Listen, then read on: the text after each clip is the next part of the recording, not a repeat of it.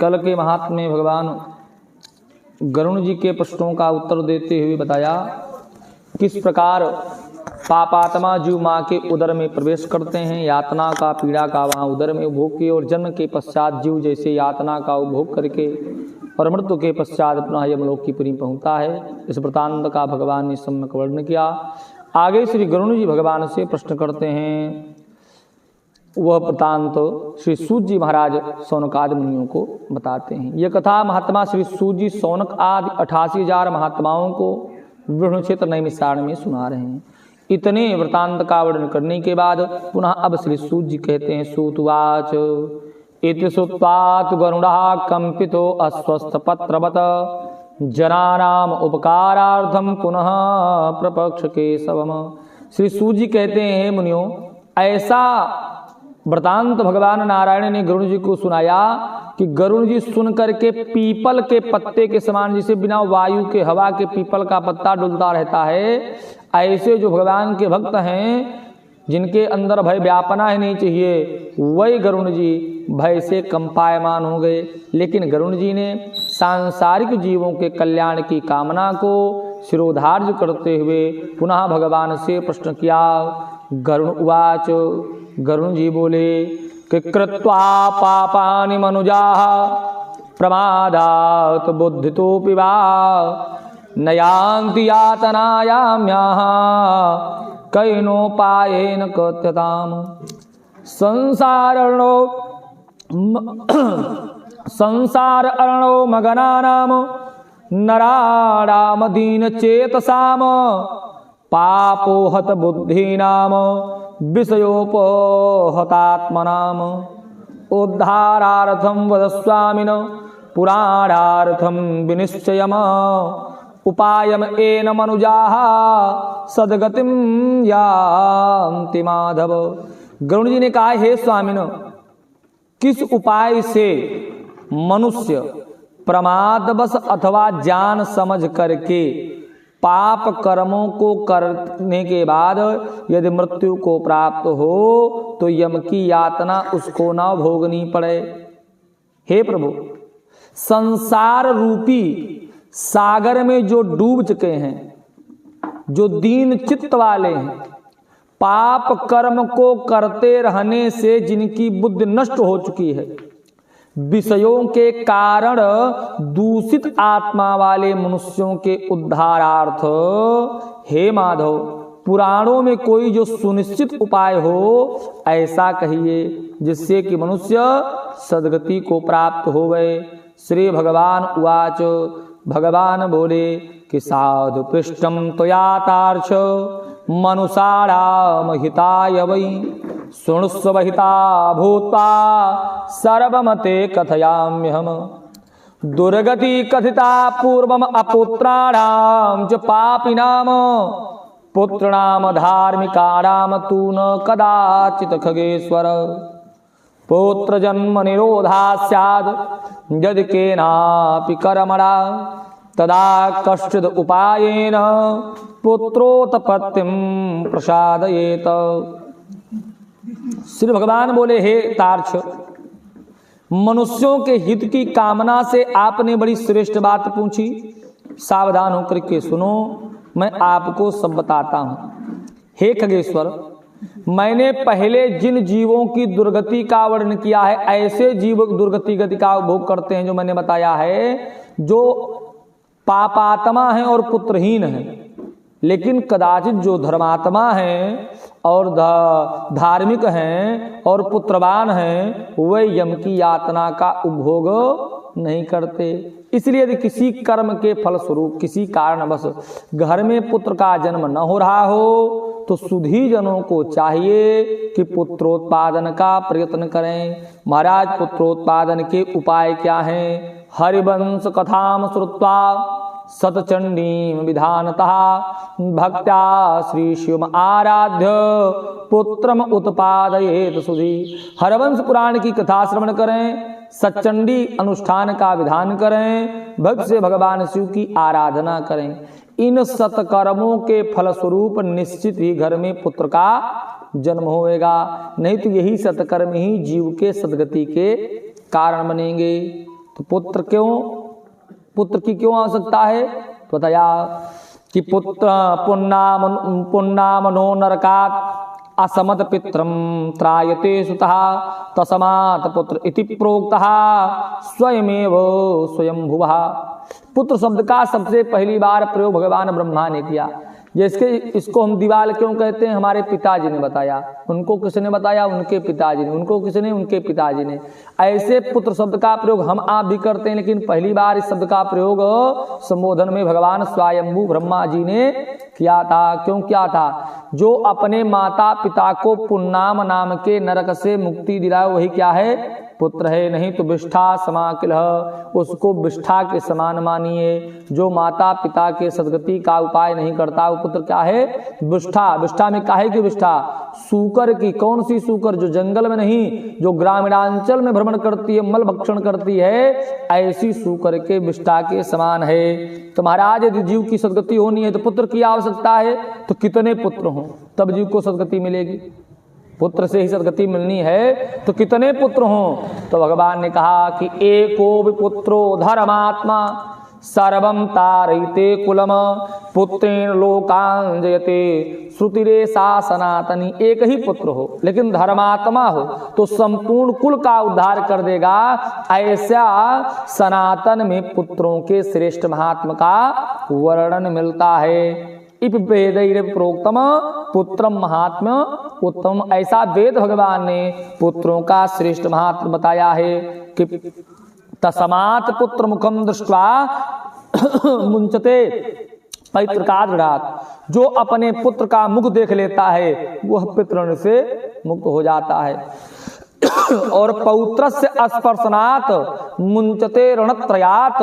जो अपने पौत्र का स्पर्श मात्र कर लेता है वो देव मातृ पितृ तीनों ऋणों से मुक्त हो जाता है। लोकांत जे दिभा प्राप्ति पुत्र पौत्र प्रपौत्र कई। भगवान कहते गरुण जी, इस प्रकार पुत्र पौत्र और प्रपौत्र से यमलोकों का अतिक्रमण करके, यमलोक को पार करके जीव स्वर्ग को प्राप्त करता है। लेकिन जो पुत्र उत्पन्न किया जाए, किससे उत्पन्न किया जाए? यदि पुत्र से ही जीव को सदगति मिलनी है तो पुत्र का उत्पादन किससे किया जाए? कहा पत्नी से। कौन सी पत्नी? तो बताया कि ब्रह्मोड़ा पुत्रोन्नयति संगृहीत स्वधोनेत एवं ज्ञात्वा खगश्रेष्ठ हीन जाति सुताम त्यजेत। ब्रह्मोड़ा स्त्री के द्वारा पुत्रोत्पादन किया जाए। ब्रह्मोड़ा किसको कहते हैं? सवर्णेषु सवर्णेभ्या ये पुत्र और स्वाह खग। एक वर्णनी एक जाति में विवाह करें और रंग रूप भी एक दूसरे के अनुकूल हो, सगोत्री विवाह न हो और ब्रह्म विवाह विधि से जिस स्त्री के साथ विवाह किया जाए उससे जो पुत्रोत्पादन किया जाएगा वही पुत्र औरस पुत्र कहलाएगा। ता एव श्राद्धानेन पितृणाम स्वर्ग हेतवा। उसी के द्वारा श्राद्धादि कर्म करने से पितरों को स्वर्ग की प्राप्ति होती है। इसलिए अत्रैव दाहेर्स्य इतिहासमं पुरातनम और दैहिक दानस्य परम महात्म सूचकम। श्राद्धेन पुत्रदत्तेन स्वर्यातीत किमुच्यते प्रेतो विपरदत्तेन गतः स्वर्गमतो शृणु। भगवान कहते हैं गरुण जी, पुत्र होगा घर में तो वह अपने माता पिता के तरण तारण के लिए श्राद्धादि कर्म करेगा और माता पिताजी को सुंदर गति प्राप्त होगी। इसमें कोई आश्चर्य नहीं है। यदि कोई पराया व्यक्ति भी किसी जीव की सदगति के निमित्त और दैहिक कर्म श्राद्धादि कर्म कर देता है तो उस जीव को सदगति की प्राप्ति हो जाती है। भगवान कहते हैं गरुण जी, इस संबंध में हम आपको एक प्राचीन इतिहास सुनाते हैं। पुरा त्रेता युगेतार्च राजा आसीद बभ्रुवाहन महोदय पुरे रम्ये धर्मिष्ठो महाबला यज्वा दानपति श्रीमान ब्राह्मण साधुवत्सला शील आचार गुणोपेतो दया दाक्षिण्य संयुता पालयामास धर्मेण पुत्र प्रजा निबौरसान छत्र धर्मर्तो नित्यम सा दंडयान दंडयन नृपः। भगवान कहते हे तार्ज गरुण, पूर्व काल में त्रेता युग में महोदयपुर नाम के रमणीय नगर में महाबलशाली धर्म के पारायण बभ्रुवाहन नाम के राजा राज्य करते थे। वह राजा यज्ञ अनुष्ठान में पारायण रहते, यज्ञ अनुष्ठान के पारायण करने वाले थे, दानियों में श्रेष्ठ कहे जाते थे, लक्ष्मी से संपन्न थे, ब्राह्मण की भक्ति करते थे तथा साधु पुरुषों के प्रति बहुत अनुराग प्रेम रखने वाले थे। शील आचार आदि गुणों से युक्त, स्वजनों के प्रति अपनत्व और इतर जनों के प्रति दया के भाव से संपन्न थे। छत्र धर्म पारायण भव राजा बभ्रुवाहन औरस पुत्र की भांति अपनी प्रजा के पालन में धर्म पूर्वक तत्पर रहते थे। दंड देने योग्य अपराधियों को दंड भी दिया करते थे। ऐसी सुंदर मति वाले राजा एक दिन सा कदाचिन महाबाहो ससैनो मृगयंगतः वनम विवेश गहनम नाना वृक्ष समान्वितम नाना मृग समाकीर्णम नाना पक्षि निनादितम वन मध्ये तदा राजा मृगम दूराद पश्यत तेन वृद्धो मृगो अतीव वाणेन सुदृढ़ेन चा बाणम आदाय सातस्य बने अदर्शनम ईवान। वह महाबाहु राजा एक दिन अपनी सेना के साथ शिकार खेलने के लिए एक जंगल में पहुंचे। वो जंगल नाना प्रकार के वृक्षों से सघन समन्वित था। उसी वन में प्रवेश करते ही राजा ने एक मृग को देखा और मृग पर राजा ने मृगवेदी बाण भी छोड़ दिया। बाण जाकर के मृग को लगा, लेकिन मृग की मृत्यु नहीं हुई, केवल घायल हुआ और मृग भगने लगा। तो राजा जो बाण लगा था मृग को, तो उससे रक्त स्रवित हो रहा था, खून की बूंदें गिर रही थी। उसी से मार का अवलोकन करते हुए राजा उस मृग का पीछा करते करते वन के मध्य में पहुंच जाते हैं। और वन के मध्य में जब पहुंचे तो सूर्य के ताप से राजा का चित्त विबल हो गया। राजा को तृषा अर्थात प्यास की जागृति हुई। तब एक सरोवर की खोज करते करते जंगल में राजा एक सरोवर के पास पहुंचते हैं। क्षुधाम छाम कंठो न प्रति श्रम संताप मूषितः जलाशयम समासाद्य सास एव व्यगाहत पपौ तदुकम शीतम पद्म गंधादिवासितम ततो अवतीर्य शैलाद विश्रमो बभ्रुवाहन।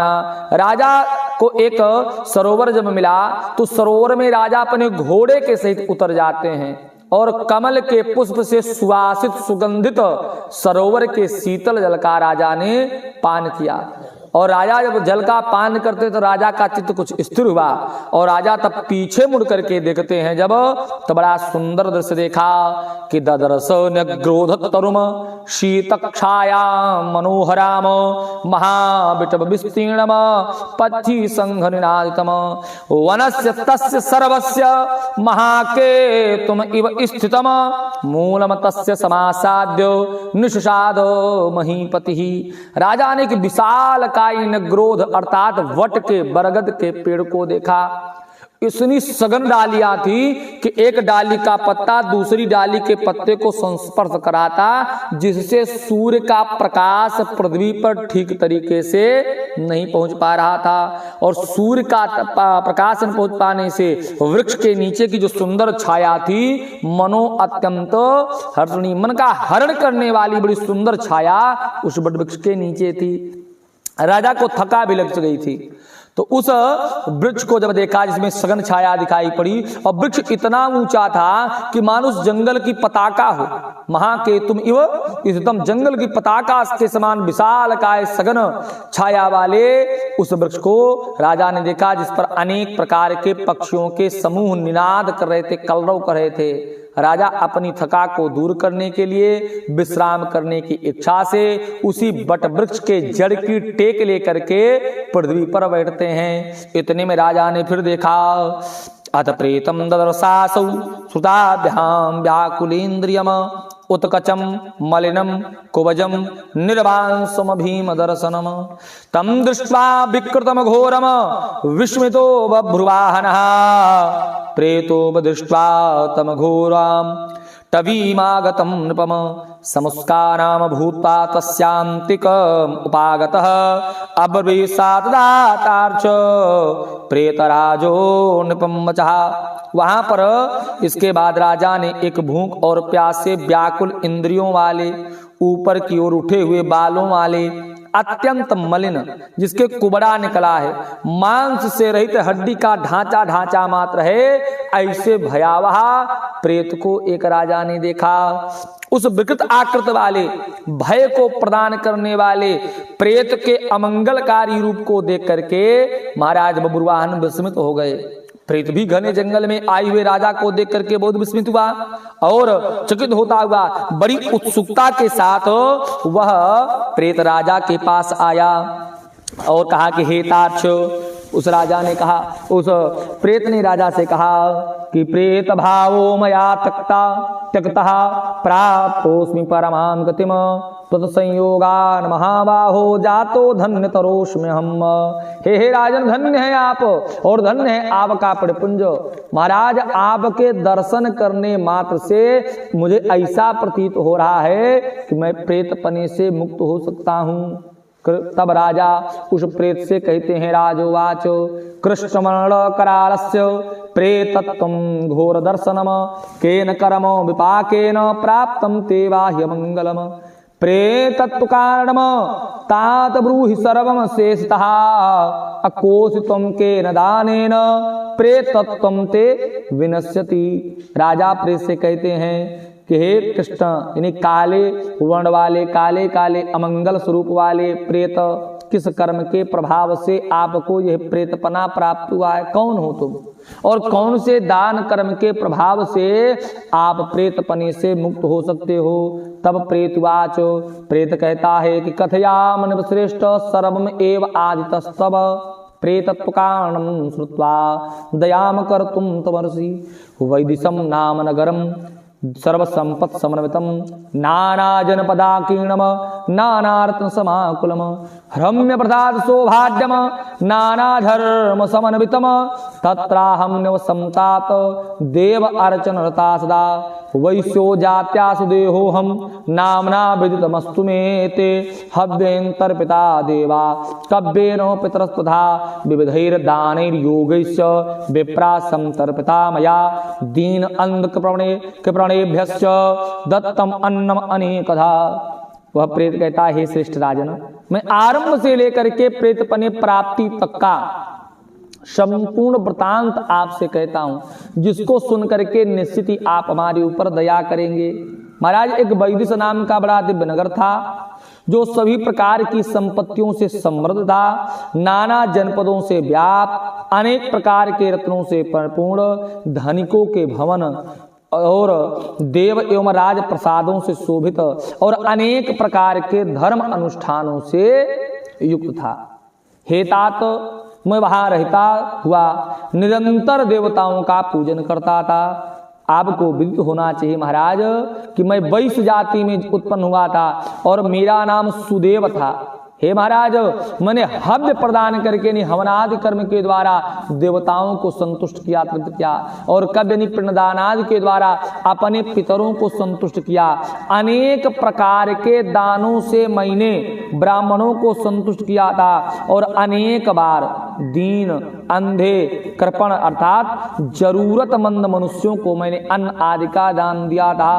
लेकिन महाराज, तत्सर्वं निष्फलम राजन मम दैवाद उपागतम यथा मे निष्फलम जातम सुकृतम तद वदामि ते ममैव संततर नास्ति न सुहृन् न च बान्धवः न च मित्रं हि मे तादृका यह कुर्याद और्दैहिकम। किंतु हे राजन, मेरे सारे कर्म सत्कर्म निष्फल हो गए, जिस कारण मैं प्रेतपने को प्राप्त हो गया। क्योंकि महाराज, हमारी कोई संतान नहीं थी, हमारे बंधु बांधव नहीं थे, मित्र और गोत्रादि के जन हमारे पास नहीं थे, जिस कारण मेरा और्दैहिक कर्म यानी एक दाह संस्कार, एकादशा, त्रियोदशा आदि कर्म हमारा नहीं हुआ। और महाराज, जिनके और्दैहिक कर्म नहीं होते हैं उनके लिए चाहे 100 बार गया जी में भी जाकर के श्राद्ध कर दिया जाए, तब भी उनको प्रेतपने से मुक्ति मिलने वाली नहीं है। और महाराज यस्य नास्यान महाराजम श्राद्धम मासि सोर्थम प्रेतत्वम सुश्रम तस्य दत्तै श्राद्ध सतैरपि। और हे महाराज, जिस व्यक्ति के उद्देश्य से 16 मासिक श्राद्ध नहीं किए जाते हैं, उनके लिए सैकड़ों श्राद्ध करने पर भी उनका प्रेतत्व स्थिर हो जाता है, अर्थात वह प्रेतत्व दूर ही नहीं होता है। तम और्दहिकं कृत्वा मामुद्धर महीपते वर्णानाम चैव सर्वेषां राजा बंधुर्होचते। इसलिए हे महाराज, आप मेरा और्दहिक कर्म कीजिए, मेरा उद्धार कीजिए, क्योंकि इस लोक में राजा सभी वर्णों का बांधव कहा जाता है। इसलिए हे राजेंद्र, आप मेरा उद्धार कीजिए, मैं आपको एक मणिरत्न प्रदान करता हूँ। और महाराज, अब प्रेतपने से मुक्ति का उपाय जानिए, जो मैंने पूर्व में ब्राह्मण संत महापुरुषों के द्वारा सुना था। क्या? तो तथा बताया कि सत्सास श्रवणम विष्टोह पूजा सज्जन संगति प्रेत योनि विनाशाय भवन्ति मया सुतम। महाराज, मैंने ब्राह्मणों से, श्रेष्ठ महापुरुषों से प्रेत मुक्ति का उपाय यही सुना था कि सत्शास्त्र श्रवणम विष्णु पूजा सज्जन संगति। सत्शास्त्रों का श्रवण करना, प्राणियों के प्रति दया का भाव रखना और भगवान विष्णु की पूजा, सज्जन जनों की संगति, ये प्रेत योनि को विनाश करने के लिए उपाय कहे गए हैं। अतो वक्ष्यामि ते विष्णु पूजां प्रेतत्व नाशनीम सुवर्णद्वयीमानीय सुवर्ण न्याय संजितम तस्य नारायणस्यैकां प्रतिमां धूपकल्पयेत पीतवस्त्रगुच्छन्दां सर्वाभरणभूषितां असनापितां विविधैः तयो तोयैर अधिवासी युजेत। ततः बताया कि इसलिए मैं राजन आपसे प्रेतत्व को नष्ट करने वाली विष्णु पूजा को कहता हूँ। हे राजन, न्यायोपार्जित धन के द्वारा 2 सुवर्ण यानी 32 मासा भार का सोना लेकर के उससे नारायण भगवान की एक प्रतिमा बनवाएं, जिसे विविध पवित्र जलों से स्नान करा करके 2 पीले वस्त्रों से वेष्टित करके सभी अलंकार आदि से विभूषित कर अधिवासित करें, तंत्र उनका पूजन करें। उस प्रतिमा के पूर्व भाग में श्रीधर, दक्षिण में मधुसूदन, पश्चिम में वामन, उत्तर में गदाधर, मध्य में पितामह ब्रह्मा तथा महादेव शिव की स्थापना करें। स्थापना करने के पश्चात गंध पुष्पादि द्रव्यों के द्वारा विधि विधान से पृथक पृथक पूजन करना चाहिए। इसके बाद प्रदक्षिणा करके अग्नि में हवन करें, देवताओं को तृप्त करें। हवन करने के पश्चात घृत दही तथा दूध से विश्व देवताओं को तृप्त करें। ततः असनात्वा विनीतात्मा यजमानो समाहितः नारायण अग्रे विदुताम क्रियाम और्दहिकीम। तंत्र समाहित चित्त के द्वारा, शांत चित्त के वाला यजमान स्नान करके भगवान नारायण के आगे विनीत आत्मा होकर विधिपूर्वक मन में संकल्पित और्दहिक क्रिया का आरंभ करें। इसके बाद क्रोध और लोभ से रहित होकर शास्त्र विधि से सभी श्राद्धों को करें तथा वृक्षोत्सव करें। तंत्र ब्राह्मणों को 13 पद दान करें, फिर सैयादान देकर प्रेत के लिए घटदान करना चाहिए। तब राजुवाच, राजा बोले, कथम प्रेत घटम कुर्यात् दद्यात के न विधानतः ब्रूहि सर्वान् अंकम पार्थम घटम प्रेत विमुक्तिदम।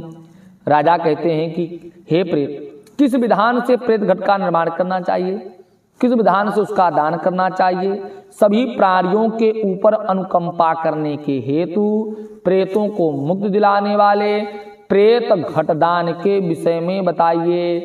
प्रेत उवाचो, प्रेत कहता, साधु पृष्ठम महाराज कथयामि निबोधते प्रेतत्व न भवेद्येन दानेन सुदृढ़ेन चह। प्रेत कहता है, महाराज आपने बड़ा ठीक प्रश्न किया है। जिस सुदृढ़ दान से प्रेतत्व होता ही नहीं है, उसे मैं आपसे कहता हूं, आप ध्यान से सुनें। दान प्रेत घटम नाम सर्वा अशुभ विनाशकम दुर्लभम सर्वलोकानाम दुर्गति क्षय कारकम। प्रेत कहता कि हे महाराज, प्रेत घटदान सभी प्रकार के अमंगलों का विनाश करने वाला, सभी लोकों में दुर्लभ और दुर्गति गति को गए जीवों की दुर्गति को नष्ट करने वाला है। ब्रह्मा, शिव तथा विष्णु सहित लोकपालों से युक्त तपाए हुए सोने का एक घट बनाकर उसे दूध घी आदि से पूरा भरकर भक्त पूर्वक प्रणाम करके ब्राह्मण को दान करें। ये तुम्हें अन्य दकड़ो दानों को देने की आवश्यकता नहीं है। ब्रह्म मध्य तथा विष्णु शंकर शंकरो ब्याह प्राचा कंठे लोकपालान क्रमेण तु।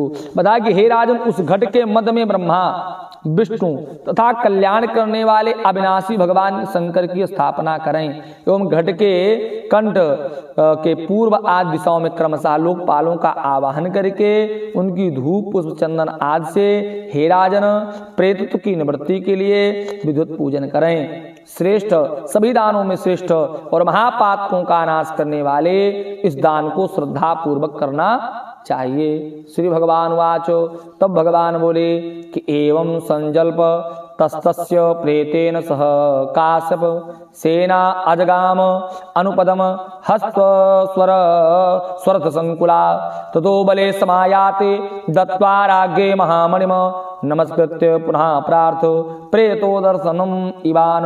श्री भगवान ने कहा कि हे कश्यप पुत्र गरुण, प्रेत के साथ इस प्रकार राजा संवाद कर रहे थे, बातचीत कर ही रहे थे कि उसी समय राजा के हाथी घोड़े सैनिक आदि राजा के पीछे पीछे वहां पर पहुंच गए। सेना के आने के बाद उस प्रेत ने राजा को एक महामणि प्रदान की और प्रणाम करके चला गया। तस्माद वनाद विनिष्क्रम्य राजा स्वापुरम यौ। उस वन से राजा चलकर अपने नगर आते हैं, राज्य में आते हैं। स्वपुरम समासाद्य, और अपने नगर में पहुंच करके तत्सर्वम प्रेत भाषतम, जो कुछ जैसा भी प्रेत ने बताया था, चकार विधिवत पाक्षिण और दैहिकजम विधम, उस प्रेत के द्वारा बताए हुए विधि विधान से राजा और दैहिक क्रिया का अनुष्ठान करते हैं। और जिस क्रिया के करने के फलस्वरूप तस्य पुण्य प्रदानेन प्रेतो मुक्तम दिव ययौ, जिस पुण्य के फलस्वरूप प्रेत को उसी दिन मुक्ति की प्राप्ति हो गई। तो भगवान कहते हैं कि गरुण जी, श्राद्धेन परदत्तेन गतः प्रेतोपि सद्गतिम, किसी पराये व्यक्ति के द्वारा श्राद्ध कर्म करने से यदि वह प्रेत सद्गति को प्राप्त हो सकता है तो किम पुनः पुत्र दत्तेन पिता यातीत चादभुन, तो क्या पुत्र के श्राद्धादि कर्म करने से माताजी को पिताजी को सद्गति मिलेगी? इसमें कैसा आश्चर्य करना। श्री भगवान बोले गरुण जी, इतिहास मिमम पूर्णम शृणोत श्रवयेच्छा नतौ प्रेतमायाता पापाचार युतामपि। हे गरुण जी, इस पवित्र इतिहास को जो सुनता है या सुनाता है वह दोनों पापाचारी होते हुए भगवान की श्रेष्ठ भक्ति को, भगवान के चरण शरण का आश्रय प्राप्त करते हैं। श्री गरुड़ पुराणे सारुद्धारे बबुराहन प्रिय संस्कारो नाम महात्म्य नारायण चरण कमल अर्पणमस्तु। बोल